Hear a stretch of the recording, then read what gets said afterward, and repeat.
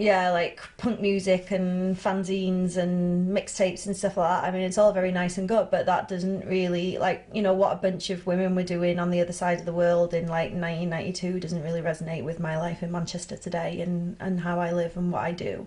And I think that's the same for a lot of people. So I think a lot of Ladyfests now, like including ourselves, we're, you know, trying to think, well, what does a modern music festival to women of different backgrounds and different, you know, from different cultures, from different upbringings, what would a modern music festival look like? And it, to us, it's not just, you know, like we were saying this the other day, it's not just like a load of middle class white women sat around like being really academic. It's you know, fucking dancing to fucking Beyonce.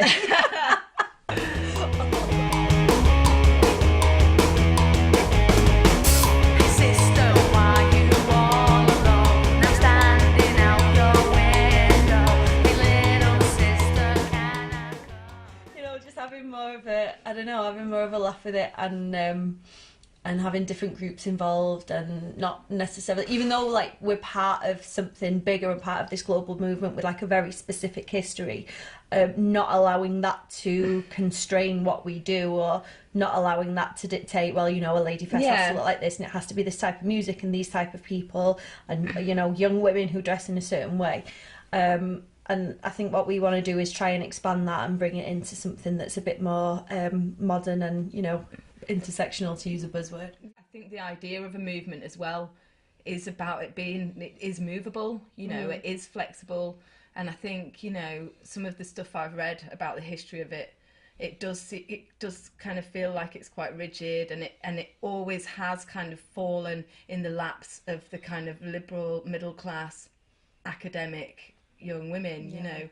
I think it's quite interesting, you know, and there's going to be a lot of those women at this event, but I think it's also really interesting, like, because we're a bit older than those groups, but it's good that we can cross over these cultures, you know, ages, disabilities, race, and, you know, we are going to be providing like workshops that's going to promote all of those kind of those groups. Ultimately about inspiring women to participate and to own the issues that have affected them in their lives. Yeah, I think there aren't many spaces for women to talk about this stuff. Like women are constantly silenced when they try and talk about domestic abuse, about abusive relationships, about issues within their workplace, about issues at home between them and the people that they live with and the landlord and the people around them.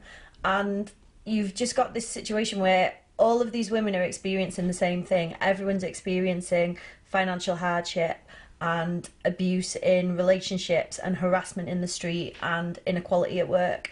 And whenever people try and raise these issues, we have to talk about them in like a really covert way, like, you know, just conversations in the kitchen with your friends, in a bar, in your bedroom, over the internet. And there's never this space for women to actually come together and say, no, this is what is affecting us, this is what's happening in my life.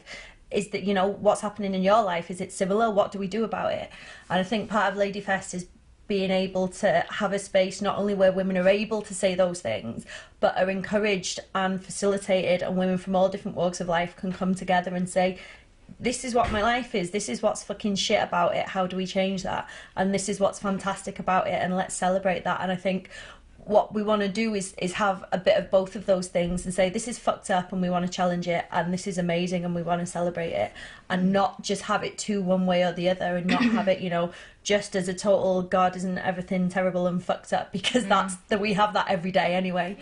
And not just have it as, you know, yet another party or festival or, you know, something that isn't really grounded in sort of like the reality that people live in. It is a vehicle and it's a forum where women feel safe to explore those issues and, you know, to address them and to redress the imbalance in most of those arenas. So, like I've already said, in employment and, you know, creative music industries, political and social, and, you know, services, for example.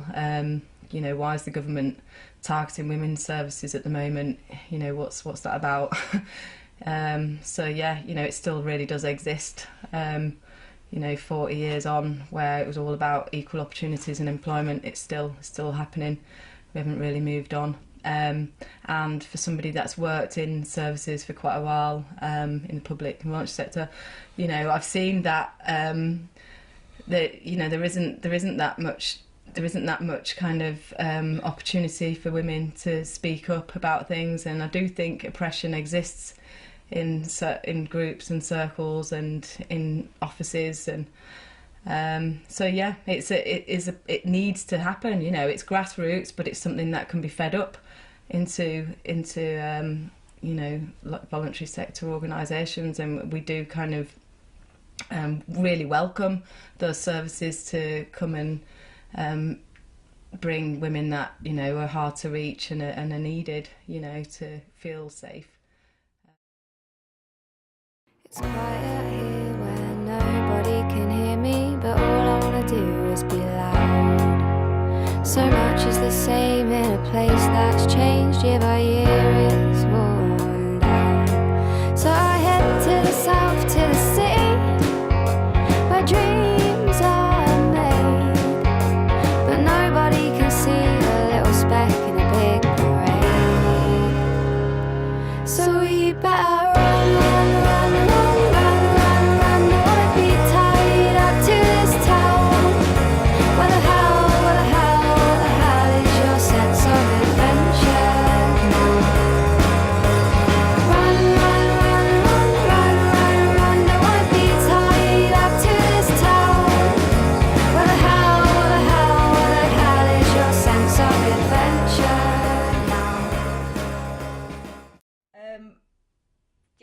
in a society where things are systematically and structurally set up to benefit one group over the other, you will not achieve full equality without that system being dismantled and those structures being completely taken apart and rebuilt again. There is going to be no gender equality in a patriarchal society where, for you know, whether you believe in it, the idea of the patriarchy or not, but you can't deny the fact that for centuries and centuries across the world, women have been and still are treated as second-class citizens. That is the reality of life. You only have to look at any statistic or any experience of women in your immediate environment. You know, people think of gender inequality as something that happens in faraway countries where women are, you know, stoned to death and, you know, face things like forced marriage and you know, honour-based violence. And honour-based violence is something that happens in this country. How many, you know, there's over 100 women have been killed by their partners in this country. How many women have been the victims of domestic abuse in Manchester today? How many women are going home in fear for their own lives to an abusive partner today, right here, right now, in your street, in your community? These are things that are happening every single day.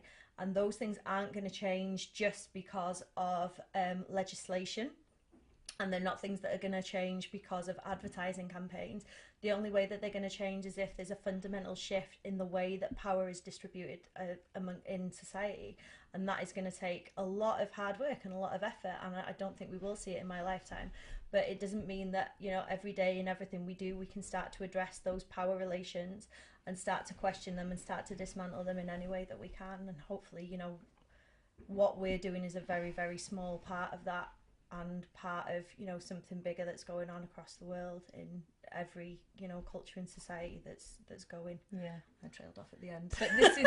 But this is more palatable, you know. It's like, this is what people can relate to. It's our daily lives, Yeah. You know, and it's close knit, and, you know, it's bite sized, but it's, you know, it can infiltrate. You know, there's a lot to be said for these kind of events and for groups getting together and crossing over this idea of intersectionality, but yeah, like Carly said, you know, it's going to take a long time to break down capitalism and systematic oppression and, you know, sexism. Yeah, I think particularly in the line of, I mean, not that the work that we do is any different to the work that anyone else does, in that it's work and it's crap. But I think it's sort of, me and you, the stuff that we do, it brings us really into contact with a lot of that stuff on a daily basis, doesn't it? And particularly seeing the sort of structural aspects of how gender inequality is perpetuated. So I mean, I see every day, like, you know, young women who've gone through horrific abuse as children, who are then, you know, who turn into young adults who are then harassed by police officers that are like twice their size with a lot more power than they do, under the pretense of keeping them in line and helping them and stopping them going off the rails and all this sort of nonsense. And you see every day, like in your work and in your community and on public transport, how all these, like, you know, these really vague sounding structural things, you know, because, you know, what is oppression, what is patriarchy, what does it mean? The huge, you know, concepts, these massive concepts that actually exist and play out in the relationships between people every day, the relationship between you and your landlord, the relationship between you and your boss, the relationship between you and the police officer who stops you and your friends walking down the street, or the relationships between you and the guy that shouts at you because you've dared to walk down the street wearing a skirt, you know, like that's how these things come out in everyday interactions and existence. And so what the idea would be, you know, for Ladyfest to challenge these discriminations and inequalities is to give women confidence, you know. And it's not necessarily, you know, right, you need to approach this violence on violence, because it's, you know, there's all different ways of approaching it, and there's all different ways of communicating, and the kind of diversity in the workshops will hopefully, you know, help women to see that, you know, there are ways of tackling this, and not to feel so afraid, and that they're so, you know, they've got no one else to help them or no support networks, because the whole idea is that it's providing that support structure. Well, I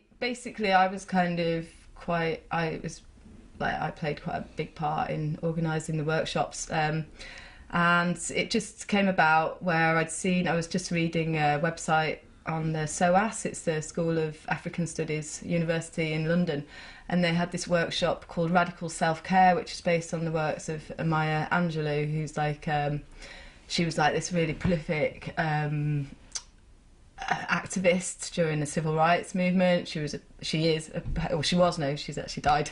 She was a poet and a writer, and, you know, she was a really strong woman who saw the oppressions of, you know, society and our cultures and what it was doing to women, and how, you know, women are like the backbone of our communities, like globally, you can see that in all communities.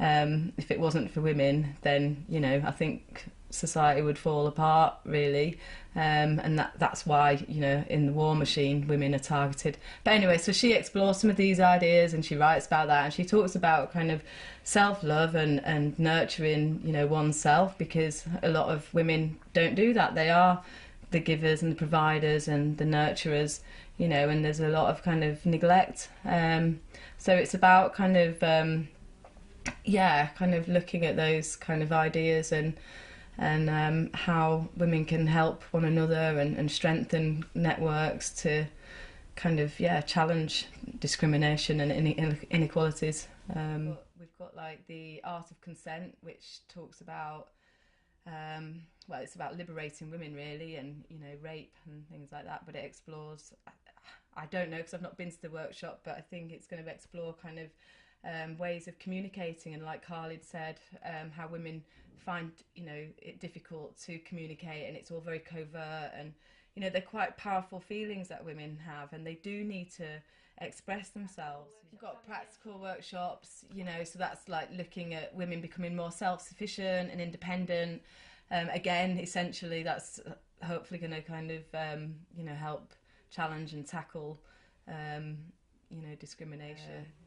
Like kind of political debate type workshops. We've got Sisters Uncut, who have recently stormed the red carpet. They always can't. Yeah. The premiere of the Suffragette movie, which was amazing. So I'm really pleased we got them up. And yeah, that actually they're going to be talking about, you know, cuts to welfare services and that kind of thing, and why is that happening? I think that's the interesting thing about the workshop lineup, is that it's a mix of sort of art, activism, and more practical stuff. Yeah. So you've got the more sort of, you know, you've got the academic stuff, you've got the it's covering everything. You know, the sort of, you know, all the workshops, university-based stuff. You know, stuff that is quite theoretical. Then you've got, what I like about some of the workshops is that they take in concepts that are really sort of everyday and mundane, and really questioning them. Like, one of the workshops is called "What is Sex?" And like, sex is fucking everywhere. Sex is sex. Sex is like on your fucking breakfast cereal when you wake up it's in really the morning. Funny, you know, it's like she's everywhere.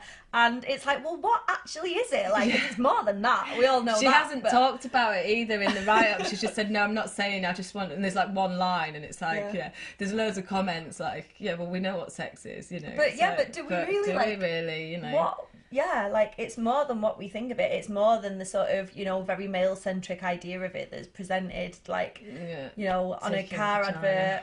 But like I say, you know, I do a lot of those areas kind of, resonate with me, and I know for a fact they resonate with most women, and they're just things that women don't really get any opportunity to speak about. And it's an absolutely amazing place and safe. Yeah, I mean, when do you get to hear like older women talk about sex? When do you get to hear women with disabilities talk about their bodies and what they mean and how they, you know, how they experience pleasure? Yeah. I think that's one of the great things about the workshops and the festival, is that we're giving that space to people to be able to come and say, like, this is what reality is to me. Yeah. Yeah.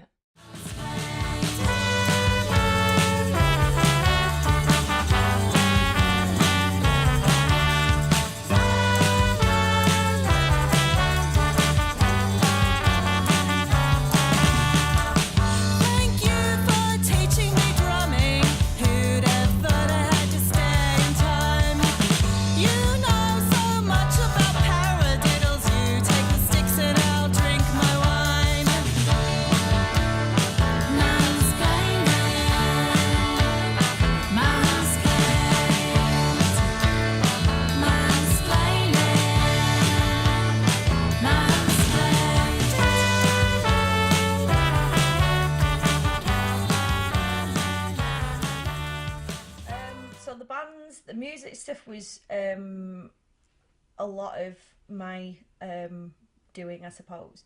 It was a mix of everything. It was, you know, some bands that are really well known in Manchester, such as Ill and Factory Acts, and Esper Scout and Ajah UK, that all come, that I know some of them from personally from being involved in feminist activism.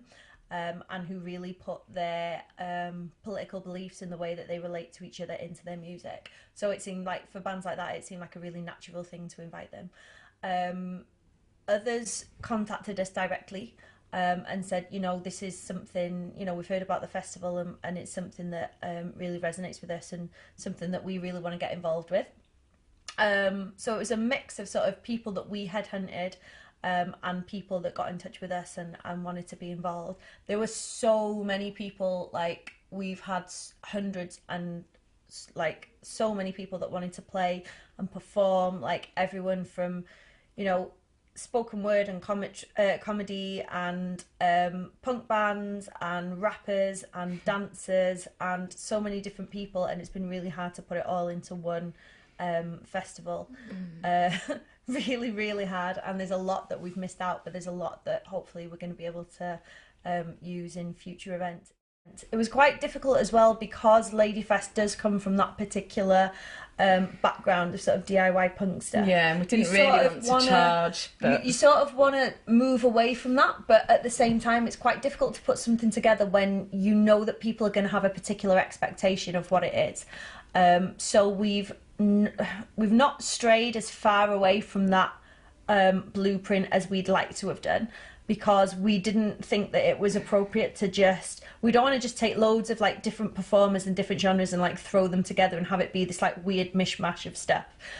We want to sort of really, going forward, we'd like to do a number of events that really focus on different genres, different cultural forms, that can really sort of promote particular types of music and particular types of expression from particular backgrounds in a more sort of holistic way, where they're not just, you know, like someone that's been thrown on a bill in the middle of a big festival, but can, you know, have the time and space to really explain what this music is about, or what this particular type of performance is about, and what the background of it is, and have it be in context with people that are going to appreciate and understand it. But we do want this to be sustainable. We do want it to continue. We want to kind of revive a bit of a movement here in Manchester. Very much the first step, isn't it? Yeah, I mean, there was one in 2008 in Manchester, which was quite a big one, where the Slits played. That was set up by someone called Susan O'Shea, who's actually written a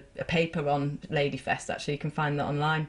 And then there's been a couple, including like what we did at the Klondike to raise funds for Women's Aid, and then Ladyfest. But yeah, hopefully this is going to be a catalyst to continue and to kind of like Carly said, break it down a little bit so that, you know, it's a bit more accessible and palatable for people and more kind of focused on one group, but under the umbrella of Ladyfest, and to still kind of have that combo of DIY and music. Also, we really do need to talk about zines and writing, because, you know, that is a big part of it, and it always was. It's all, you know, from like the 90s when Riot Girl started. That was, you know, that's how people kind of expressed and talked about issues that they didn't otherwise feel comfortable doing. It was all written in zines and online blogs and things like that, and it still is now.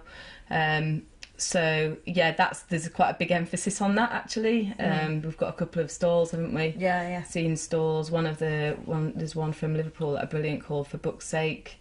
And I think they kind of do workshops to help women writers and poets and things, don't they?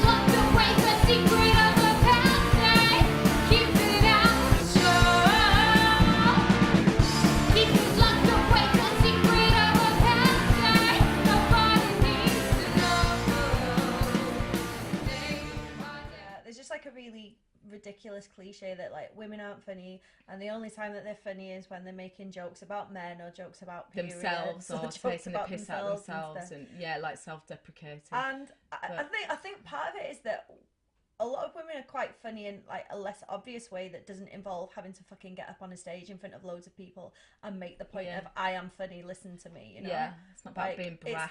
It's not about like for a lot of women it's bullshit. It's not about being brash and bullshit and like giving a performance and being asked to, you know, perform on demand like some sort of fucking, you know, comedic dancing bear. So fucking like sorry. Yeah. I think in a culture where women are just silenced on a daily basis about the things that are important to them, and are told that they have to act in a certain way, and that their only value is as an object of, you know, aesthetics and beauty, and not as an object of fun and laughter and wittiness. Yeah, then obviously you're going to create a culture where some of the funniest people I know are women, and I'm not just, that is not a biased comment, but you know, really, if you get a witty woman, it's far better than a witty women, guy. Man, like, you know, you get all these like really mediocre like male comedians like Michael McIntyre and all these bland idiots on stage, and then like you'll just like listen to someone's nan like going on with herself for like an hour, and she can absolutely rip these people to shreds, but would never get up on a stage and perform in that way. Yeah, it's also, you know, to kind of give them some balance as well, you know, to heavy subjects basically, because the workshops are quite heavy, you know, and it's kind of, it's just going to roll into that where we're going to have a bit of comedian and a bit of lightheartedness, you know, creating some levity basically. But yeah, of course, promoting women in comedy is the the main point. And Definitely. there's some really amazing work being done on that in Manchester, isn't there? Like Hazel O'Keefe and the people at the Women in Comedy Festival are really doing some amazing stuff at the moment. Yeah, we've used a couple. They've been a bit of our blueprint. They've really got this stuff together, and just sort of robbing a few of their ideas about sort of how to run a festival has been like really invaluable for us. Yeah. But this is the thing again. It's not about robbing ideas from other people. It's about there is this community of women that are doing amazing things, and learning from them is really important to what we do. And there doesn't seem to be that much ego involved with it as well. It's really like there's no competition. For example, I don't know a lot about technical stuff, and I've had some issues asking people, where I just again not feeling comfortable expressing myself. And saying, I don't really know what that is. What is a DI box? What does it do? What is a combo-based amp? Or, and just reluctant to ask. And then, I asked one of the band members, and I tell you, it was just amazing. She was just like, just absolutely ask me anything. Like, just phone me up anytime. And I was like, oh, great, thanks. You've totally saved my life, because I was actually really scared, which is, And that's it. I think like a lot of the workshops are about demystifying these sort of like ideas that are perceived as really technical, and only, it's the realm of men and men who know technical stuff. Yeah, we have a plumbing workshop, plumbing, bike maintenance. What could be what could be more down to earth and less technical than like sorting out where you put your shit? Do you know what I mean? Yeah.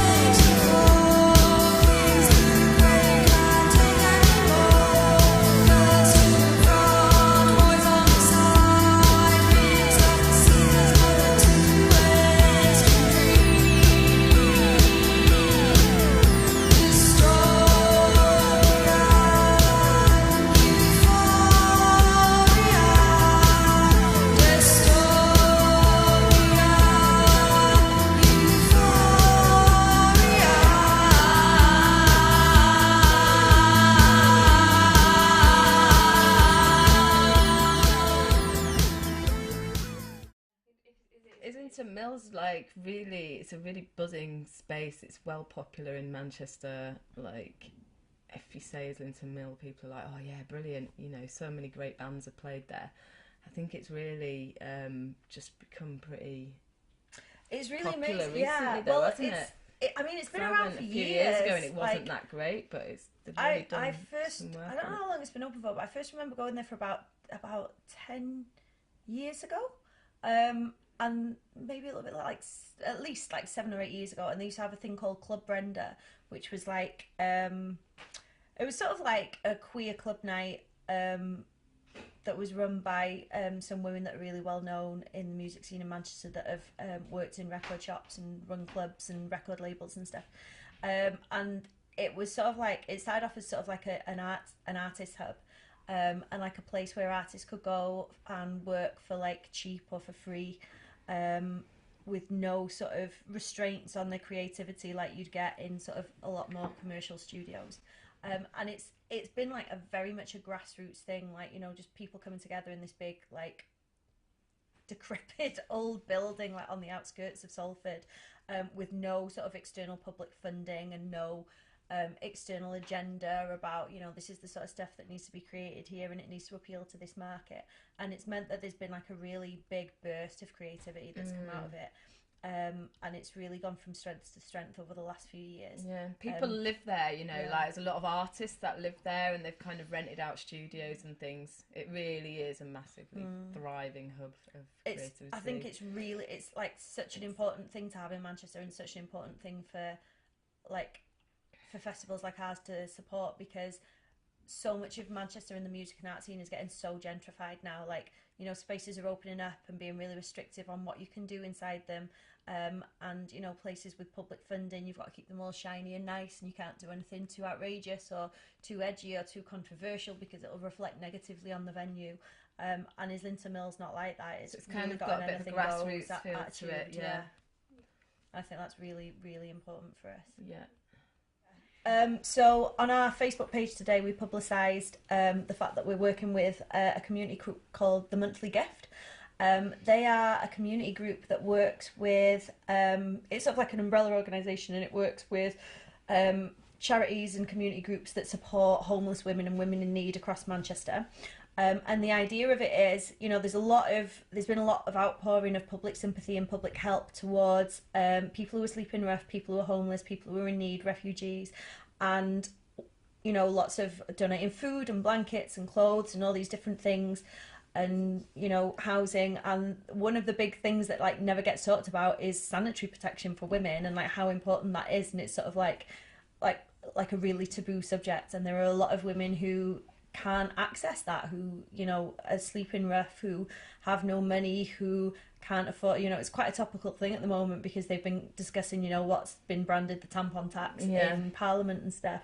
And so the Monthly Gift asks for donations of sanitary products, which they then distribute to different refuges, hostels, community groups around Manchester.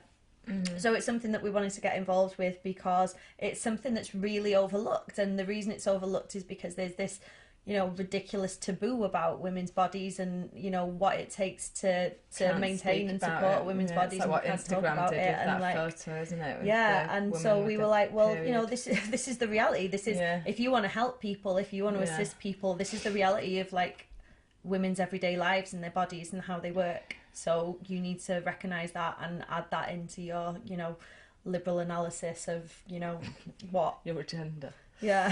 Of what people need and what these, you know, like poor people in need require from you. You can't just do it on your own terms. So so we're really chuffed to be working. Really chuffed. So there's going to be a donation box at the front desk at the event where people can bring down donations to put in.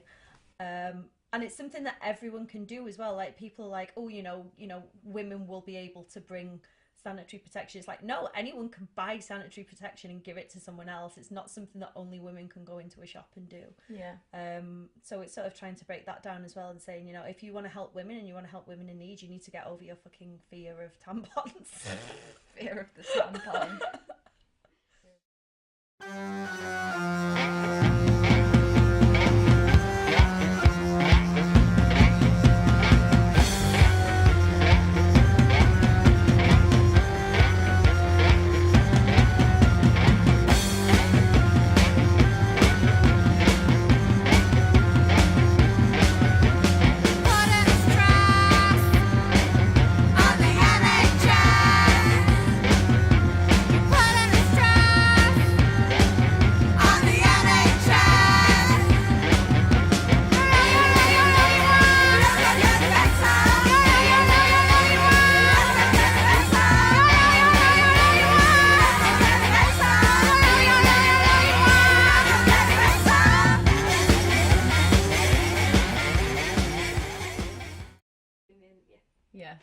Historically, I think Ladyfest has been criticised for not kind of addressing issues around race and class and disability. So actually, you know, we are making an effort to kind of reach out to those groups of women. We've kind of sent out mailing lists, sent out emails to lots of voluntary organisations that provide services to those women. We also, you know, we've said that the mill's accessible to disabled people, and that includes deaf and blind people. So they can have dogs and a carer, a PA. I think the inclusion thing for us, it is a big learning curve because we come from a particular background that reflects the social reality that we live in, and that means that as, you know, white women who have been fortunate enough to have gone to university and learned how to engage in sort of academic discourses and present ourselves in a certain way, and have these certain privileges that position us in a way that, you know, we're able to put on events like this, and we're able to have the time, the resources to devote to doing this. And by doing that, you know, a lot of what we do will reflect the sort of the ideologies and the structures that we've grown up in. And I think a lot of organising this has been us looking at ourselves and saying, right, okay, this is what these are our values in creating something like this, and this is what we think works and what we think is good. And sometimes that might not take into full consideration the experiences of other women. And the way that we want to challenge that is to say, you know, we're all in learning, we're all in this, you know, I keep wanting to swear, we're all in this fucked up world, and we're all living inside a white supremacist situation, and we want to challenge that, but we want other people to come forward and help us do that, and for other people to, you know, take the way and lead the way in that, and say to us, right, well, this is what we think a festival like this should look like, and this is what's important to us.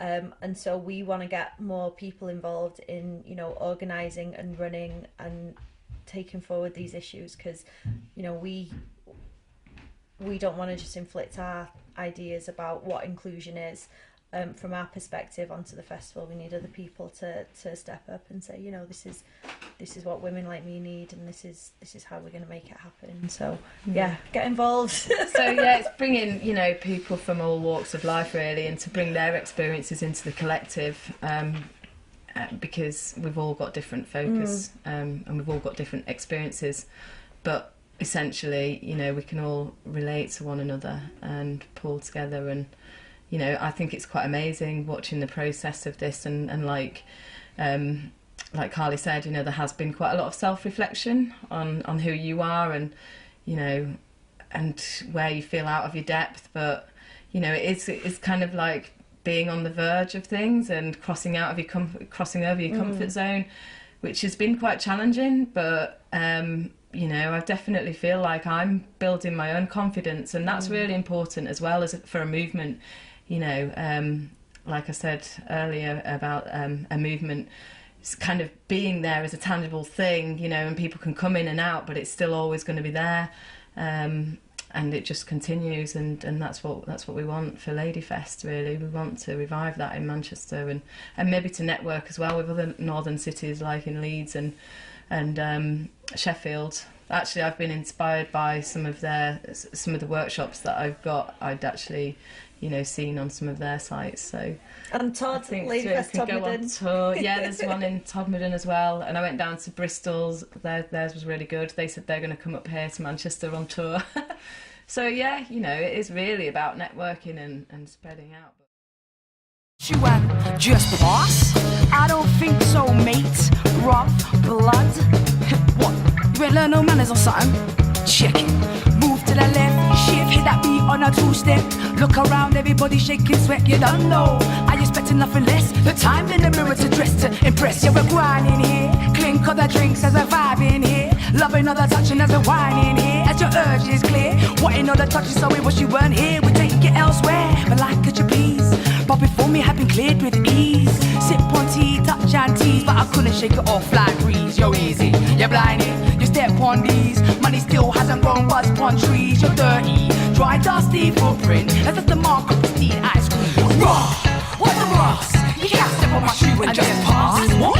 Raw, what's the Ross? You can't step on my shoe and just pass.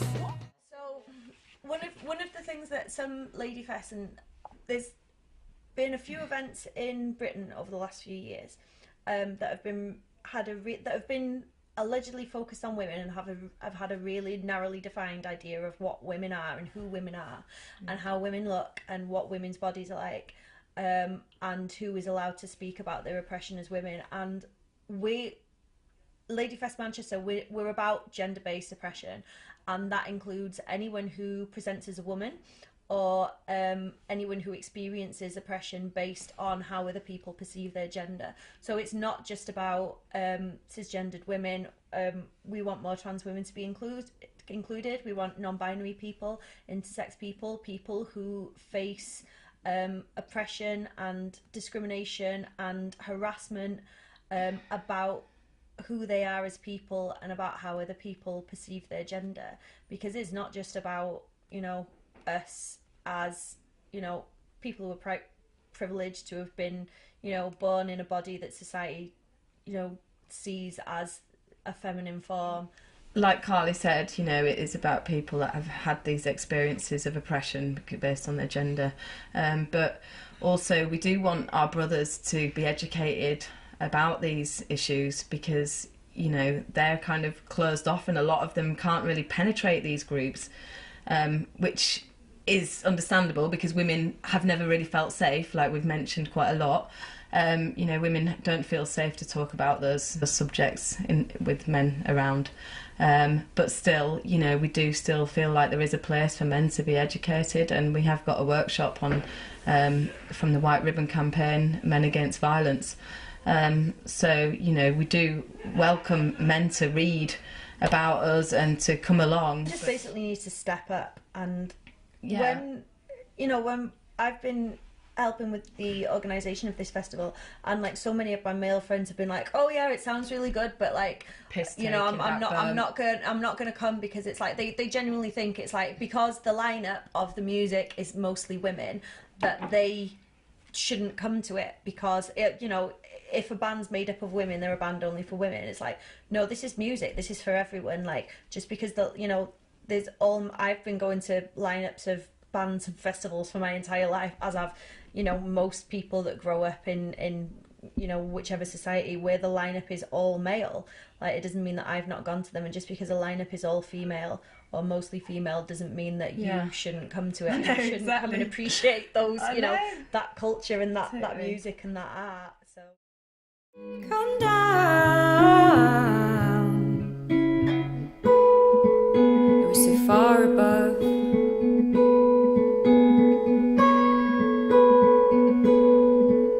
Shining white against the sky.